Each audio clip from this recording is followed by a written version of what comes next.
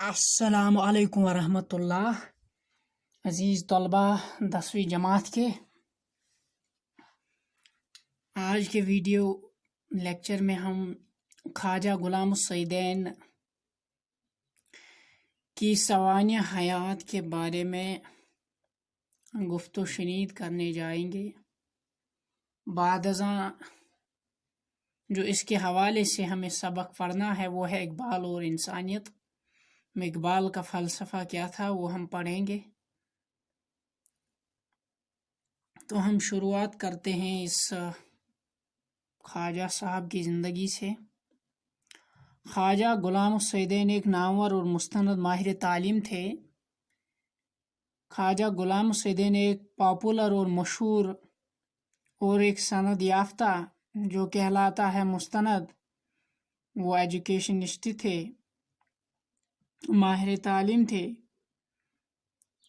اور ان کے والد کا نام خواجہ غلام ثقلین تھا۔ جو اس کے والد صاحب تھے اس کا نام تھا خواجہ غلام الثقلین، جو الطاف حسین حالی کے خاندان سے تعلق رکھتے تھے۔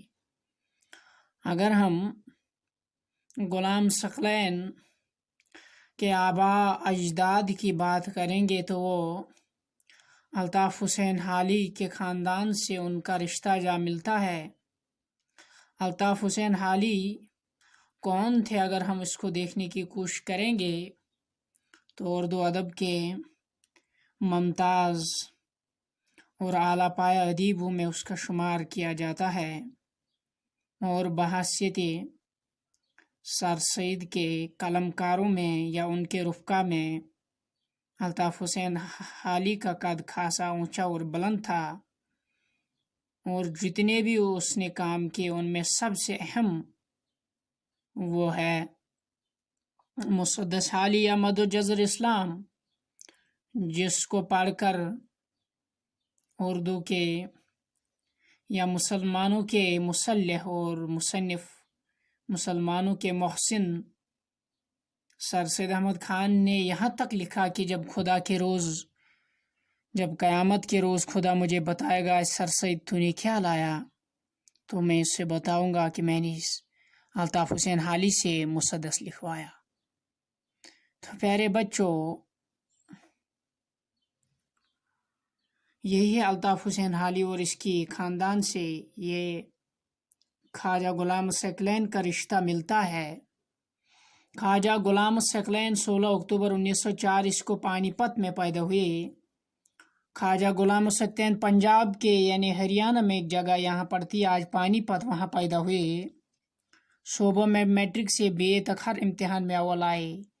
تو وہ صوبے میں میٹرک سے، ڈویژن میں میٹرک سے جتنے بھی اقدامات آئے ان میں اس نے اول پوزیشن حاصل کی ہے۔ سرکار کی طرف سے ICS کرنے کے لیے انگلستان بھیجے گئے، تو اس کو ICS ایگزام پاس کرنے کے لیے انگلستان کا ٹکٹ مل گیا، انگلستان کے لیے اس کو بھیجا گیا، مگر انہوں نے حاکم بننے کی جگہ معلم بننا پسند کیا۔ اسے ٹیچری کے ساتھ لگاؤ تھا، استاد کے پیشے کے ساتھ اسے زبردست شگفت تھا، یعنی اس نے بیوروکریٹ بننا پسند نہیں کیا۔ انگلستان سے MA کی ڈگری خصوصی امتیاز کے ساتھ حاصل کی اور علی گڑھ واپس آ کر انگلش سکول کے سربراہ مقرر ہوئی۔ جب یہ انگلستان سے واپس آئے اس نے MA کی ڈگری حاصل کی تھی، جو اس نے خصوصی اور اعلیٰ نمبرات کے ساتھ حاصل کی تھی، اور بعد میں وہ HOD یا سربراہ ایک انگلش سکول کے مقرر ہوئے۔ پھر ٹیچرز ٹریننگ کالج کے پرنسپل کی حیثیت سے کام کیا۔ پھر اس نے ٹیچرز ٹریننگ کالج کے پرنسپل یعنی بحیثیت پرنسپل یہ پھر ٹیچرز ٹریننگ کالج میں تعینات کیے گئے۔ وہاں سے ریاست رامپور میں مشیر تعلیم کی حیثیت سے بلائے گئے، اور وہاں سے یہ مشیر بلائے گئے، مشورہ دینے والے کو مشیر کہتے ہیں، تعلیم کی حیثیت سے بلائے گئے۔ اس کے بعد کشمیر میں بھی ناظم تعلیم کے فرائض انجام دیتے رہے۔ کشمیر میں ناظم تعلیم کا ناظم، نظامت سنبھالنے والے کو ناظم کہتے ہیں، اور اس کے فرائض جو ہے ڈیوٹی وہ بھی اس نے کافی دیر تک انجام دی۔ خواجہ صاحب حکومت ہند کے وزارت تعلیم یعنی منسٹر آف ایجوکیشن کے مشیر اور جوائنٹ سیکرٹری کے عہدوں پر بھی فائز رہ چکے ہیں، یعنی ایک بڑے عہدے تک یہ پہنچ گئے تھے، بڑے عہدے پر یہ فائز رہ چکے تھے۔ اس کے علاوہ انہوں نے امریکہ کی مختلف یونیورسٹیوں میں بھی مشیر و پروفیسر کے فرائض انجام دیتے رہے۔ یہ مختلف یونیورسٹیوں کے وزٹنگ پروفیسر بھی رہے ہیں، جہاں اس نے اپنی خاصی اچھی خدمات انجام دی ہے۔ خواجہ غلام السیدین تحریر و تقریر دونوں پر یکساں ابو رکھتے تھے، قدرت رکھتے تھے، یعنی خواجہ صاحب کبھی تقریر کرے یا تحریر کر کے وہ لکھے، انہیں دونوں پر یکساں عبور حاصل تھا۔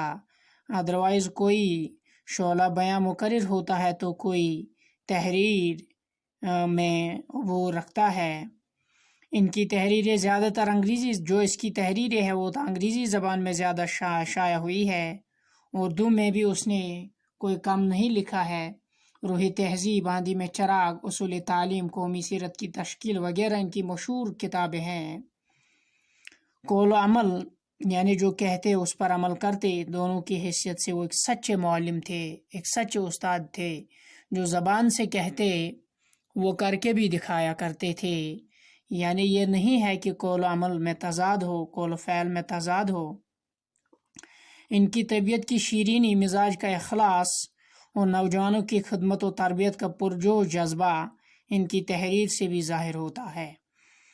جو ان کا مزاج ہے، جو ان کی طبیعت ہے، جو اس میں شگفتگی ہے، جو اس میں شیرینی ہے، اس کے مزاج کا جو خلوص ہے، جو اس کے مزاج، جو اس کے نیت تھی، نوجوانوں کا وہ جذبہ جو اس کے لیے جو وہ چاہتے تھے جوانوں کے لیے، ان کی تصنیف میں بھی وہ نظر آتا ہے۔ آندھی میں چراغ ان مضامین پر مشتمل ہے جو اس نے برگزیدہ شخصیات کی سوانح، فنی اور اخلاقی خوبیوں پر تحریر کیے ہیں۔ اقبال اور انسانیت اسی کتاب سے ماخوذ ہے۔ پیارے بچوں، اگر کل کو سبق کا نام آ جائے گا اقبال اور انسانیت کس کتاب سے لیا گیا ہے، کس کتاب سے ڈرائیو کیا ہے یہ سبق، تو ایک کتاب ہے جس کا نام ہے اقبال اور انسانیت۔ اسی سے یعنی ساری جو ایک کتاب ہے جس کا نام ہے آندھی، اس کتاب کا نام ہے آندھی میں چراغ، اسی کتاب پر یہ لکھا گیا ہے کہ اقبال اور انسانیت اسی کتاب سے ماخوذ ہے، تو یہ اسی سے ماخوذ ہے۔ آپ نے 19 دسمبر 1971 عیسوی کو علی گڑھ میں انتقال کیا اور جامعہ نگر کی قبرستان میں دفن کیے گئے، اور جامعہ نگر کے قبرستان میں اس کو دفنایا گیا۔ علی گڑھ میں ایک جگہ ہے۔ تو 1971 پاٹشنہ بنگلہ دیش کے وقت اس کی ولادت ہوئی۔ تو یہ تو اس کی زندگی کے بارے میں چند باتیں تھی، اور اس کے تصانیف جو ہے ان کے بارے میں ہم نے جانا، کتنی کتابیں اس نے لکھی ہے اور کہاں کہاں اس نے اپنے فرائض یا اپنی ڈیوٹی انجام دی ہے، کون کون سا عہدہ اور کس کس عہدے پر یہ فائز آج تک رہ چکا ہے، کن یونیورسٹیوں میں اس نے وزٹنگ پروفیسر کے حیثیت سے کام کیا ہے۔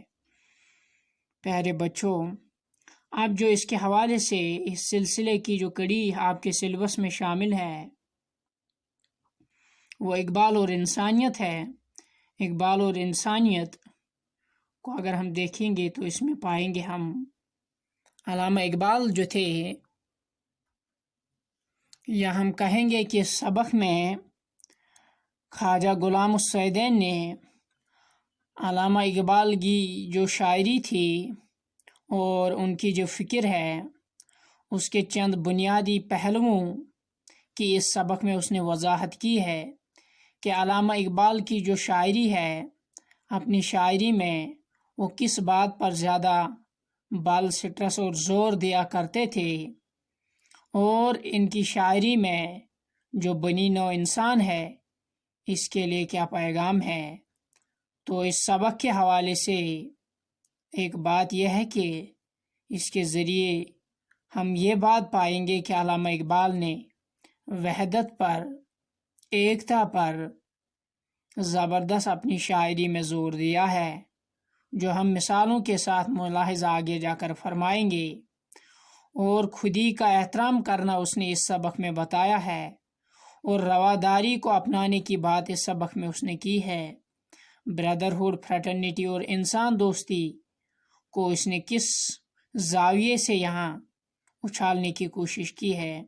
یہ کچھ بنیادی پہلو، بنیادی اساسات ہے جن کے بارے میں خواجہ غلام ثقلین جو ہے اس سبق کے حوالے سے وہ بات کرتا ہے۔ یعنی اقبال کے تعلق سے اگر خواجہ صاحب کی زندگی پر دیکھیں گے تو اس نے اس بات پر زور دیا کہ بڑی برگزر شخصیات جو ہے اس سبق کے حوالے سے بات ہم کر رہے ہیں، وہ سبق میں دراصل یہ کہنے کی کوشش کر رہے ہیں جو عظیم شخصیتیں ہوتی ہیں جن میں علامہ اقبال ہے، یا جن میں ایسے ہی مدر ٹریسا ہے، جن میں گاندھی جی ہے، یا اسی طرح سے یا ہم کہیں گے اپنے پیغمبر رسول اللہ صلی اللہ علیہ وسلم کو بھی، یعنی وہ کسی ایک ہی قوم کے لیے نہیں، ملت یا فرقے کے لیے جائیداد نہیں ہوتی، بلکہ پورے عالم انسانیت کی وہ کامن تہذیب اور میراث کے جزو ہوتے ہیں۔ جس طرح انسان کے پاس پانی، کوئی انسان نہیں کہتا پانی میرے لیے ہے، ہوا میرے لیے ہے، آفتاب کی روشنی ہماری ہے۔ آفتاب کی روشنی یہ مسلمانوں پر بھی، ہندوؤں پر بھی، جینوں، بدھوں، جاٹھوں پر بھی، ہر دھرتی، ہر باسی اور ہر ملک میں یہ بارش یکساں برستی، سورج کی کرنیں یکساں پڑتی اور دن اور رات یکساں ہوتے۔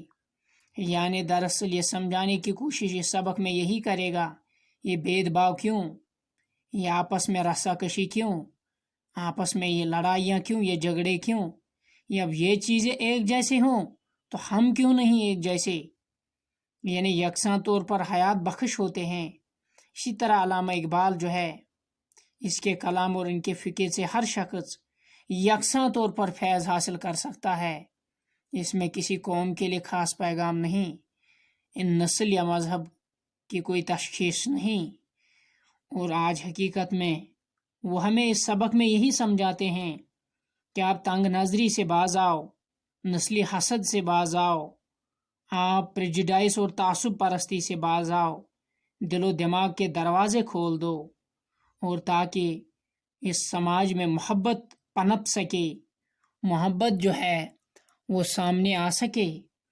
اور اس طرح ہم دیکھنے کی کوشش کریں، انسان آج ایک دوسرے کا خون پینے کے لیے تلا ہوا ہے۔